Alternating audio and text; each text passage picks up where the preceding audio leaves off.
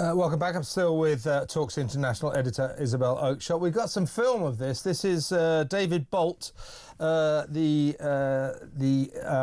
Chief Inspector of Borders, the independent Chief Inspector of Borders and Immigration, talking to a House of Lords committee this week. Have a look at this. So I did write to ministers and say that I wasn't convinced that smashing the gangs was the right sort of way of thinking about things. The challenge was to change the sort of risk-reward ratio for those people that are involved in organised immigration crime, and that was really quite a difficult thing to achieve, because it's relatively low cost, relatively low risk for those the perpetrators, and highly profitable. So I'm not sure I feel very optimistic about the ability to smash the gangs. He also said, I know what you mean. This is very polite. I mean, look, what he's saying there is he wrote to the government to say, listen, this smash the gangs thing, I don't advise it. It's not a good idea. It's not going to work. But of course, oh no, it's Keir Starmer. Oh no, this is my plan to make headlines. It'll get in the headlines, you see. So they completely ignore this guy's advice. Also, he told the Lords in that same session that when Rachel Reeves said in her spending review last week that all the asylum seekers would be cleared out of asylum seeker hotels by 2029, the end of this parliament. Never thought that was a particularly ambitious endeavour, really. I thought they might have tried to do it earlier, but she said 4 years. He said no chance, no way, no hope. And there's two things about this: Bob Hope and no hope. It's not going to happen, because he said that every asylum seeker you try to clear out, the chances are they'll lodge a legal appeal. That will clog the whole process up. So he's saying two things: smash the gangs, he told the government it's not going to work, and clearing out the asylum seeker hotels, you have no chance. This is just getting ridiculous. It's like a parallel universe, the real world as told by the impressive David Bolt, and Keir Starmer and Rachel Reeves' fantasy world. I mean, what you've got to remember is that people giving evidence in these committees are very, very careful with their language, and they're extremely diplomatic generally. So what he really wants to say is that this policy of smashing the gangs is a total and utter disaster. Let me translate for you what someone of that status and authority saying, I'm really not very optimistic, means. It means there isn't a cat in hell's chance that it's going to work. It's crap. It's crap. That's what he's basically saying. He can't say that, but that is what he's saying. And why the government needs to be told this by anyone, I don't know. Even worse, that they're not listening. It's obvious. You know, you and I talk about this every week. You can't solve this problem by trying to tackle the providers of the service. You've got to reduce the demand or eliminate the demand for the service being tickets across the channel in dodgy inflatable boats. And we've just got to either incarcerate people immediately on arrival prior to immediate deportation, or you stop the boats coming over in the first place physically, if need be, by turning them back. And those are the only two things that are going to work.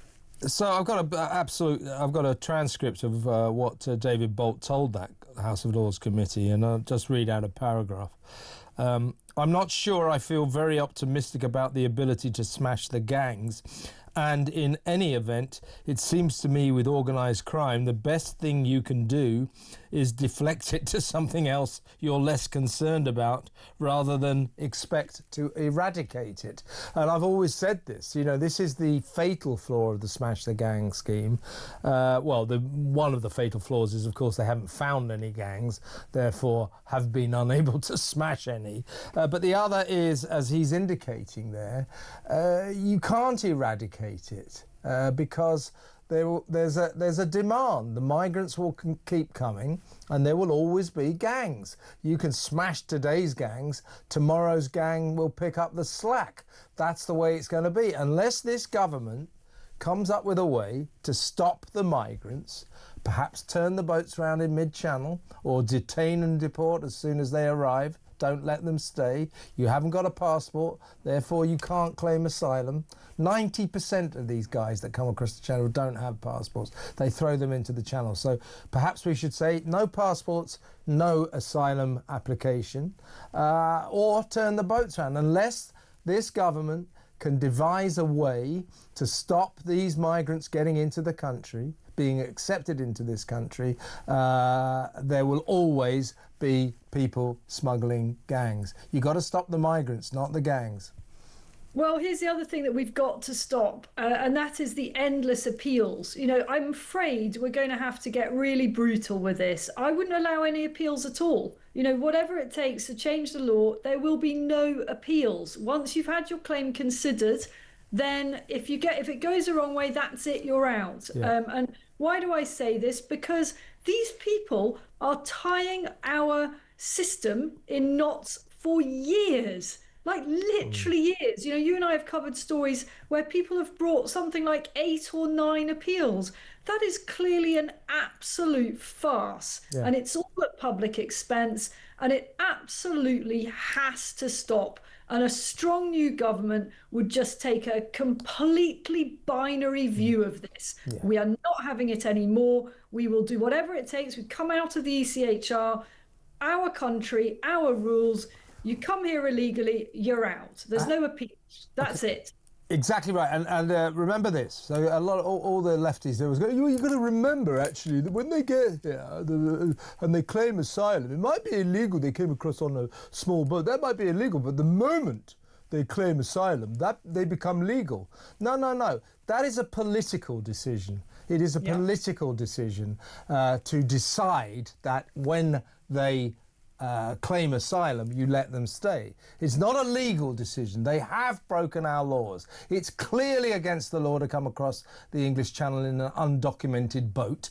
It's clearly illegal to arrive here with no passports, with no documents. They've broken our laws. When we decide that because they're claiming asylum they become legal somehow, that's political. That isn't the law. So what I would say is, if we must let these people stay, we'll say, well, look, you came across on an illegal boat, you've claimed asylum.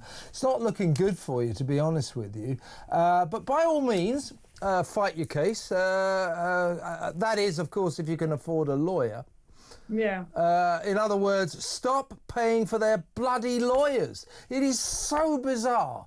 We allow them to break into our country illegally, and then we pay for their lawyers to fight the case for them to stay. Stop that as well. If we told them, pay for your own damn lawyers, you would find there wouldn't be too many appeals, there wouldn't be too many cases at all.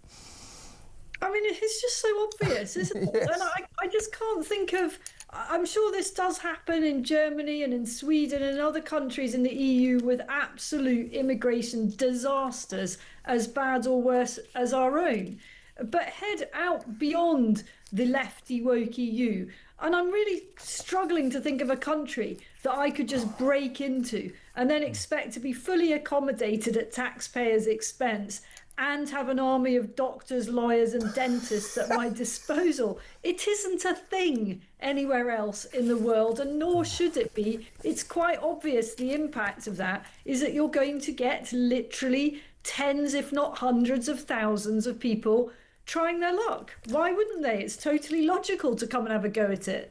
Don't forget there's the £6.6 billion the asylum seekers support scheme has ploughed through. That we paid for that in 5 years. That's giving them presents and treat like driving tests and video game consoles, trips to the zoo, trips to the cricket. We give them lots and lots of treats that we pay for. 6.6 billion quid's worth. Trampoline lessons.